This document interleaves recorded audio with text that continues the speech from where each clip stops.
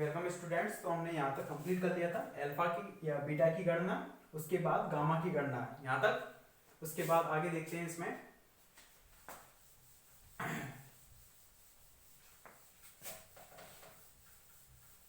तो देखो समीकरण 8 और 10 को अगर आप कंपेयर करो, समीकरण 8 व 10 को आप कंपेयर करो, समीकरण 8 व 10 से दोनों ही बीटा इक्वल टू है, beta equal to minus k alpha भी, बीटा इक्वल टू माइनस की गामा भी। तो अल्फा इक्वल टू कितना आ जाएगा, गामा। समीकरण 8 व 10 से अगर हम कंपेयर करें तो इसको डाल दिया हमने समीकरण नंबर 11। ठीक है, 10 के बाद 11। और समीकरण हमारी कौन कौन सी थी, वो गैलीलियन रूपांतरण वाली समीकरण 4, 5, 6 व 7 से कितनी हो जाएंगी, x dash equal to alpha x plus beta t, alpha x plus beta t इस तरह से था। तो alpha x plus beta, beta की वैल्यू माइनस के अल्फा भी और टी है, तो अल्फा निकाल लिया एक्स माइनस के बीटी, ये कितने के बराबर हो गया, एक्स डैश के बराबर। तो एक समीकरण तो ये आई, y dash equal to y, इसमें कोई चेंजेस नहीं है, z dash equal to z, इसमें कोई चेंजेस नहीं है। उसके बाद टी डैश इक्वल टू कितना था, t dash equal to alpha beta gamma t plus beta x, gamma delta del x, इस तरह से मान रहे थे फोर्थ समीकरण को। तो गामा इक्वल टू तो कितना ही आ गया हमारे पास, अल्फा, तो अल्फा रख दिया, टी प्लस डेल की वैल्यू हमें अभी तक पता ही नहीं है, तो डेल एक्स, इस तरह से हमने लिख दिया इसमें। अब देखें ये हमारे पास जो समीकरण आई, x dash y dash z dash t dash, पहले 4 कांस्टेंट थे, अल्फा बीटा गामा डेल्टा, अब कितने दिख रहे हैं, अल्फा और डेल, केवल 2 दिख रहे हैं। अब इन 2 कांस्टेंट को हमें निकालना है, अल्फा को और डेल को। 2 रह गए, 4 से हम कितने पर लिया है, 2 पर। किस तरह से, 2 कंडीशन लगाएं, दोनों कंडीशन से 2 चीजें आ गई यहाँ पर। एक तो बीटा है वो अल्फा के फॉर्म में आ गया, और एक गामा इक्वल टू कितना आ गया, अल्फा के फॉर्म में, उससे ये वैल्यू हमने यहाँ पर पुट कर दी। तो 11 के बाद 12, इन दोनों को डाल देना 13, इसको डाल देना 14। करो कंप्लीट इसको यहां तक।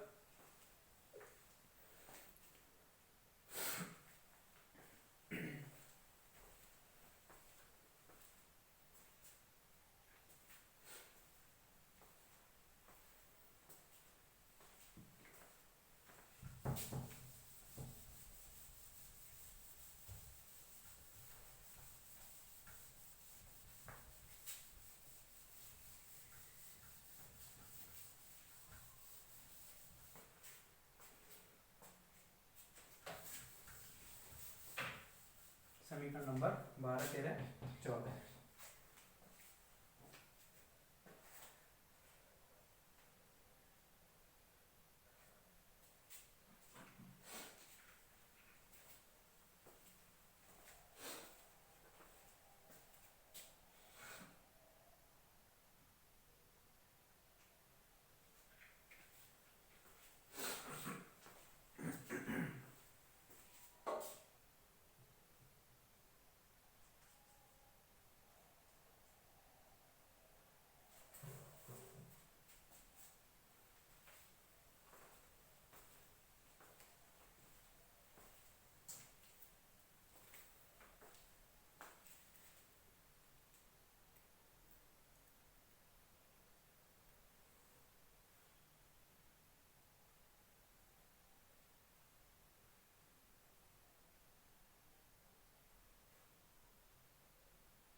यहाँ तक लिख लिया आपने, x dash y dash z dash t dash equal to alpha t plus del x.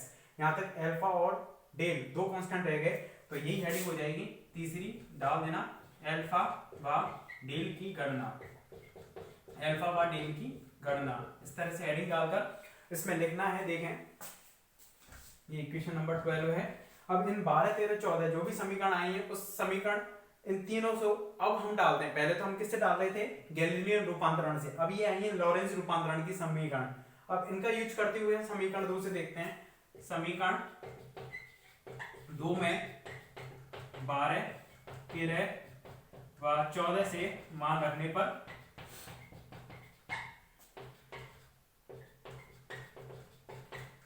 Alpha व डेल की गणना करने के लिए हम क्या करेंगे, समीकरण 2 में इन वैल्यूज को पुट करेंगे। तो समीकरण 2 में क्या था, एक्स डैश का स्क्वायर प्लस वाई डैश का स्क्वायर प्लस जेड डैश का स्क्वायर माइनस सी स्क्वायर टी डैश का स्क्वायर। तो वहां पर हम वैल्यू पुट करेंगे। एक्स डैश का स्क्वायर पहले लिख लेते हैं एक बार, एक्स डैश का स्क्वायर प्लस वाई डैश का स्क्वायर प्लस जेड डैश का स्क्वायर माइनस के सी स्क्वायर टी डैश का स्क्वायर इक्वल टू 0। यही थी समीकरण 2। अब इसमें इस वैल्यूज को पुट करेंगे, एक्स डैश का स्क्वायर यानी कि alpha x minus b t का होल स्क्वायर, ये हो जाएगा plus Y square plus Z square और माइनस के सी स्क्वायर टी डैश का स्क्वायर यानी कि alpha t plus del x का स्क्वायर इक्वल टू कितना हो जाएगा 0। ये यहां तक हो जाएगा। अब हम क्या करते हैं, इसको थोड़ा कंपेयर करते हैं समीकरण नंबर 1 से। समीकरण नंबर 1 से लेकिन कंपेयर करेंगे उससे पहले इसको थोड़ा और सॉल्व कर लेते हैं। अल्फा स्क्वायर एक्स स्क्वायर या इस तरह से कर लो, एक्स स्क्वायर माइनस के 2x bt और प्लस में v square T square plus Y square plus Z square, थोड़ा ओपन कर रहे हैं इसको, alpha square T square plus del square x square और प्लस में कितना आ जाएगा 2 अल्फा टी डेल एक्स, इस तरह से हो जाएगा और इक्वल टू कितना चल रहा है 0 चल रहा है। तो इसको हम समीकरण 1 से कंपेयर करने के लिए थोड़ा चेंजेस करते हैं इसमें, एक्स स्क्वायर यहां से और एक्स स्क्वायर यहां से, तो एक्स स्क्वायर यहां से आ जाएगा alpha square plus del square, इस तरह से लिख सकते हैं। सॉरी, एक्स स्क्वायर कॉमन लिया तो अल्फा स्क्वायर आएगा और यहां से लेंगे तो माइनस के सी स्क्वायर डेल स्क्वायर आएगा, सी स्क्वायर डेल स्क्वायर ये कॉमन आ जाएगा, प्लस में Y square plus Z square, इस तरह से लिख दिया, माइनस के सी square T square x square plus Y square plus Z square minus सी स्क्वायर टी स्क्वायर। तो टी स्क्वायर का हमें गुणांक चाहिए यहाँ पर इस तरह से, एक्स स्क्वायर का गुणांक ये हो गया, टी स्क्वायर का गुणांक और बनाना है तो टी स्क्वायर का गुणांक यहाँ पर कितना आएगा alpha square v square, alpha square v square, alpha square v square upon में कितना हो जाएगा सी स्क्वायर। ठीक है, या इस तरह से करें, थोड़ी दिक्कत आएगी इसमें, नहीं टी स्क्वायर हम कॉमन ले रहे हैं तो अल्फा स्क्वायर वी स्क्वायर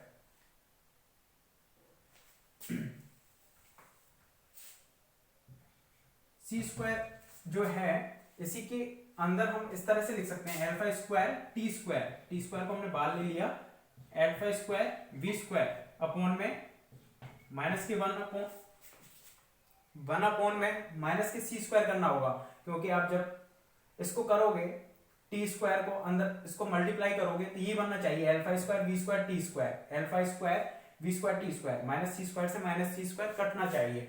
तो माइनस के सी स्क्वायर टी स्क्वायर हम कॉमन लेकर चल रहे हैं, इसमें से कॉमन ले लिया और टी स्क्वायर की टर्म कहां पर है यहाँ पर, तो माइनस के सी स्क्वायर टी स्क्वायर, माइनस के सी स्क्वायर टी स्क्वायर कॉमन ले लिया तो यहाँ पर कितना बचेगा प्लस में अल्फा स्क्वायर, ये ध्यान रखना प्लस में अल्फा स्क्वायर। ये हो गया यहाँ तक पूरा कंप्लीट इस तरह से। और प्लस में कौन कौन सी टर्म बची उनको लिख दो। एक्स स्क्वायर को गुणांक, एक्स स्क्वायर को कॉमन के रूप में निकाला, यहाँ पर टी स्क्वायर को कॉमन के रूप में निकाला एक तरह से, और यहाँ पर जो बची कुची टर्म है उनको लिख दो, माइनस के 2x bt alpha square minus के 2x bt अल्फा स्क्वायर, ये हमने ले ली थी, इनमें कोई नहीं है, एक ये वाली ले ली थी, ये भी ले ली थी, एक ये बचेगी, माइनस के सी square 2 alpha T del X equal to 0। कुछ रह गया हो तो देख लेना, उस हिसाब से उसको हम लिख देंगे। करें कंप्लीट यहां तक,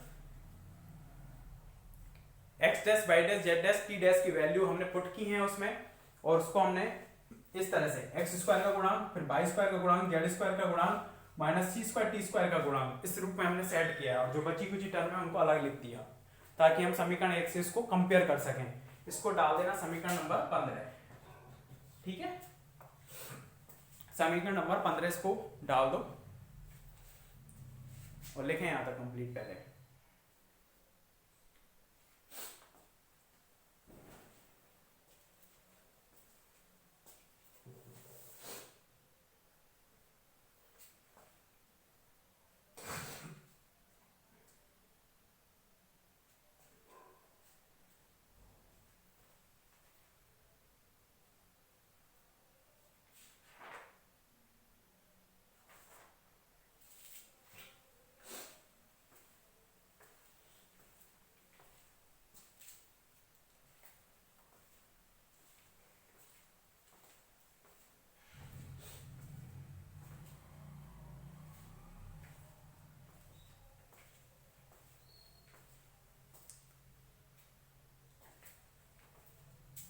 ये पूरा लंबा डेरिवेशन है, इसमें काफ़ी समीकरण चलती हैं, एक लेक्चर में तो हो भी नहीं पाया था ये, 3-4 लेक्चर में होगा ये कंप्लीट, 2 तो हो ही गए, तीसरा चल रहा है ये।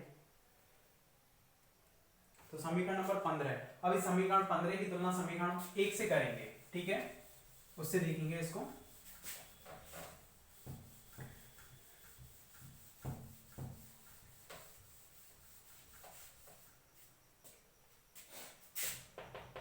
समीकरण 15 की तुलना समीकरण 1 से करने पर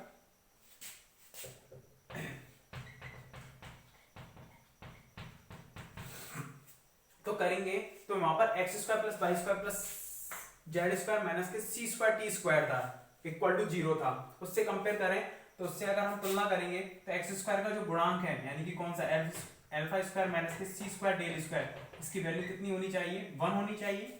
एक्स स्क्वायर के गुणांक की वैल्यू 1 होनी चाहिए, वाई स्क्वायर का गुणांक 1 है, जेड स्क्वायर का गुणांक 1 है, और माइनस के सी स्क्वायर टी स्क्वायर का गुणांक भी 1 के बराबर। ये पूरा जो गुणांक बन रहा है वो भी कितने के बराबर होना चाहिए, alpha square B square upon सी स्क्वायर प्लस में अल्फा स्क्वायर, ये भी कितने के बराबर होना चाहिए, 1 के बराबर। कंपेयर करते हुए जा रहे हैं, और ये टर्म तो समीकरण नंबर 1 में थी नहीं, तो इसलिए इसकी वैल्यू कितनी होनी चाहिए, माइनस के 2x bt plus alpha into alpha square minus के सी square 2 alpha T del X, ये कितना होना चाहिए, 0 के बराबर होना चाहिए ये वाला, क्योंकि ये टर्म तो समीकरण नंबर 1 में है ही नहीं है पूरी की पूरी। इसको थोड़ा और कम सॉल्व कर लेते हैं। माइनस के 2 गया, दोनों तरफ है, x भी है और v नहीं है, t है और एक अल्फा है, तो v अल्फा इक्वल माइनस के सी स्क्वायर 2 अल्फा टी गया ये, और डेल ये बचेगा, डेल बच रहा है, और ठीक है, इक्वल टू ये कितना होना चाहिए, 0 के बराबर होना चाहिए, या करके समीकरण 18 लिखें यहां तक, 16 17 18।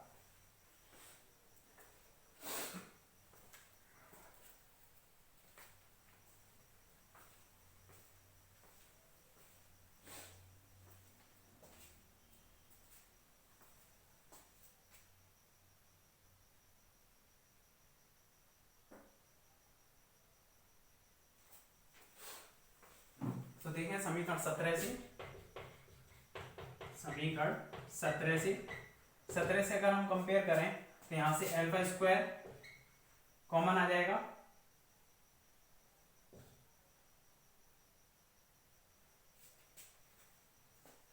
One plus v square upon C square equal to कितना बचेगा, 1, अल्फा इक्वल टू कितना आ जाएगा, 1 upon root of 1 plus v square upon C square, alpha की वैल्यू ये आ जाएगी। देखें यहां पर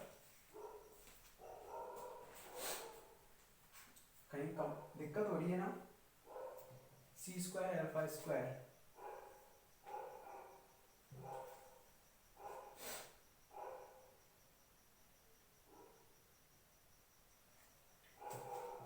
ये माइनस आ रहा था ना यहाँ पर, वो वाला माइनस रह गया था यहाँ पर, ये माइनस आएगा, ये वाला माइनस हो जाएगा और ये भी माइनस आएगा, ठीक है।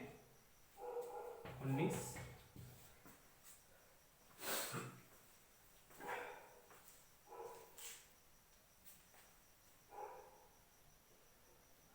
अल्फा की वैल्यू आ गई, और समीकरण 18 से अगर हम निकालें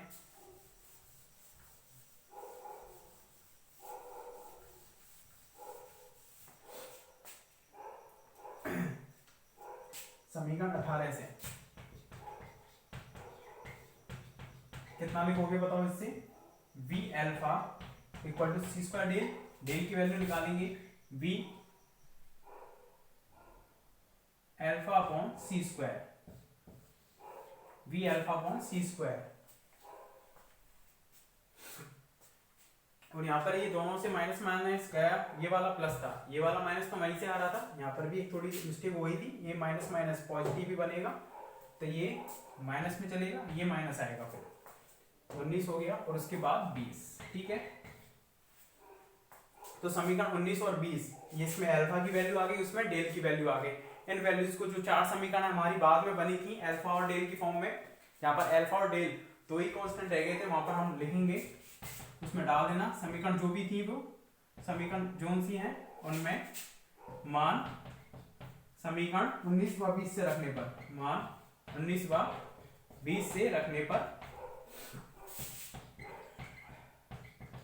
अगर हम वैल्यूज पुट करें कितना हो जाएगा बताओ, x dash equal to alpha x minus k b t, इतना तो आई गया था ये, y dash equal to pi, z dash equal to z, इतनी तो समीकरण बनी गई थी ये, अल्फा और t डैश इक्वल टू कितना बन जाएगा, अगर इस वैल्यूज को वहां पर रखते हैं हम, अल्फा और डेल की वैल्यू अगर हम वहां पर रखते हैं तो अल्फा की टर्म में ही हम लिख रहे हैं कि alpha t minus k v x upon सी स्क्वायर, इस तरह से बन जाएगी, क्योंकि समीकरण क्या आ रही थी हमारे पास, मान रखने पर पहले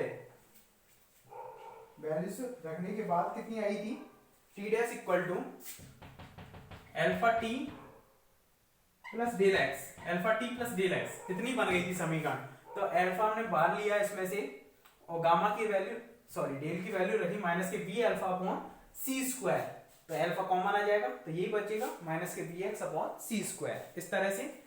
और अल्फा की वैल्यू हम अलग से लिख देंगे कि जहां अल्फा है वो कितना है 1 अपॉन रूट में 1 माइनस के बी स्क्वायर अपॉन सी स्क्वायर, और ये अल्फा इक्वल टू कितना था, गामा के बराबर भी था, या तो अल्फा लिख दो या फिर गामा लिख दो, एक ही बात है, क्योंकि हम गामा का यूज है नोटेशन का आगे करेंगे चतुर्भुज आकाश जब पढ़ेंगे, इसलिए मैंने इक्वल टू गामा भी यहाँ लिख दिया है ताकि आपको याद रहे।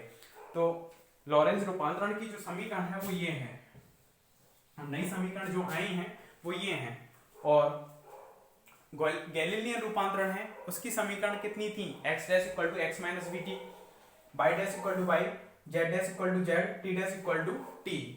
तो वो समीकरण कब वैलिड थी, जब किसी भी कण की जो गति है v is very very less than हो c, लेकिन जैसे ही कण की गति v टेंड्स टू c हो जाती है तो उसके लिए ये वाले रूल्स फॉलो होते हैं, ना कि गैलीलियन रूपांतरण। कैसे, अगर यहाँ पर v is very very less than c है, v is very very less than c है, तो उस स्थिति में v की तुलना में c बहुत बड़ा है, तो ये वाली टर्म है टेंड्स टू 0 हो जाएगी, तो 1 अपॉन 1 यानी अल्फा की वैल्यू कितनी हो जाएगी 1, अल्फा की वैल्यू 1 यहाँ पर रखेंगे, तो x dash equal to x minus v t, वही गैलीलियन रूपांतरण आ रहा है उस स्थिति में। इस वाली स्थिति के लिए अनापेक्षीय गतियों के लिए निकाल रहे हैं फॉर्मूला यहाँ से, किसके लिए कंपेयर करके देख रहे हैं, अनापेक्षीय गति के लिए, जिसके लिए v is very very less than c होता है।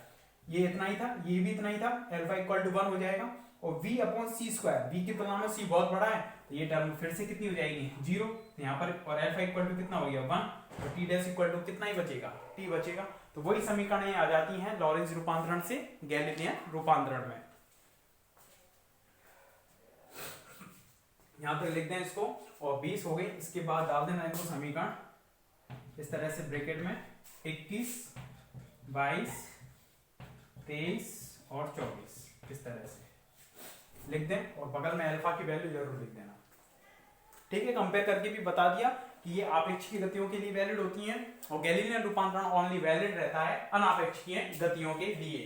मतलब अगर पार्टिकल बहुत कम वेग से गति कर रहा है तो हम कौन से रूपांतरण समीकरण का उपयोग कर सकते हैं, गैलीलियन का। लेकिन जैसे वेग प्रकाश के वेग की ओर टेंड करेगा उस स्थिति में गैलीलियन रूपांतरण समीकरण है वो गलत हो जाती हैं, मतलब रूल्स फेल हो जाएंगे गैलीलियन के।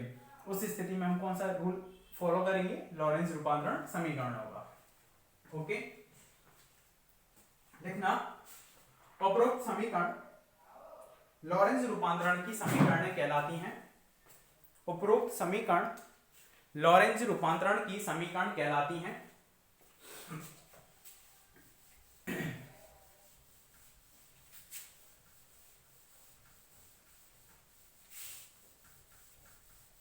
अब इसके बाद हेडिंग डाल देना इसी में, व्युत्क्रम लॉरेंज रूपांतरण की समीकरण। ये कब यूज होती हैं, जैसे जब हमें x, y, z और t की वैल्यू पता है तो हम किसकी निकाल सकते हैं, x dash, y dash, z dash, t dash, यानी कि s में पता है, s डैश में हम वैल्यू निकाल सकते हैं, उस कण की स्थिति का पता कर सकते हैं। लेकिन व्युत्क्रम लॉरेंज रूपांतरण का मतलब क्या है कि हमें उल्टा पता है, यानी s डैश में हमें स्थिति पता है, यानी किन के बारे में पता है, x dash, y dash, z dash, t dash, इनके बारे में पता है, और किन के बारे में निकालना चाह रहे हैं हम, x बाई जेड के बारे में और t के बारे में निकालना चाह रहे हैं। तो व्युत्क्रम लॉरेंज रूपांतरण समीकरण की समीकरण इस तरह से हेडिंग डाल देना। तो क्या होंगी देखो, जहां पर डैश है वहां पर डैश हटा दो, जहां डैश नहीं लग रहा है वहां पर लगा दो। तो x बाई जेड टी इस तरह से बनेंगी अल्फा। अब देखो x डैश प्लस ये साइन चेंज हो जाएगा, जैसे कि s डैश के सापेक्ष उल्टा कैसे मानेंगे कि s के सापेक्ष s है वो v वेग से गतिशील था, तो s डैश के सापेक्ष s माइनस v वेग से गतिशील है, तो माइनस माइनस कितना हो जाएगा, प्लस हो जाएगा, प्लस vt डैश। इसी तरह से y डैश z डैश और यहाँ पर alpha t dash plus v x dash upon c square. वेग तो उतना ही रहेगा लेकिन माइनस हो जाएगा, उस माइनस की वजह से साइन को हमने चेंज किया है, पॉजिटिव कर दिया है। तो व्युत्क्रम लॉरेंज रूपांतरण में दो काम करने, जहां डैश नहीं है वहां डैश लगा देना है, जहां नहीं लग रहा है वहां लगा देना है और माइनस को प्लस कर देना है। तो व्युत्क्रम लॉरेंज रूपांतरण की क्या बन जाएंगी समीकरण है, ये हमारे पास निकल कर आ जाएंगे इस तरह से। ठीक है, यहां तक इसको कंप्लीट कर दो, ये टॉपिक आपका पूरा कंप्लीट हो गया है। इसके बाद लॉरेंज रूपांतरण समीकरणों के अनुप्रयोग हैं कि हम उनसे किस किस चीजों को निकाल सकते हैं और देखने हैं हमें वेगों का संयोजन, काल वृद्धि, लंबाई संकुचन, द्रव्यमान वृद्धि, इन सभी चीजों को हमें वहां देखना है। ठीक है, इस काम को करेंगे नेक्स्ट लेक्चर में। Okay, thank you.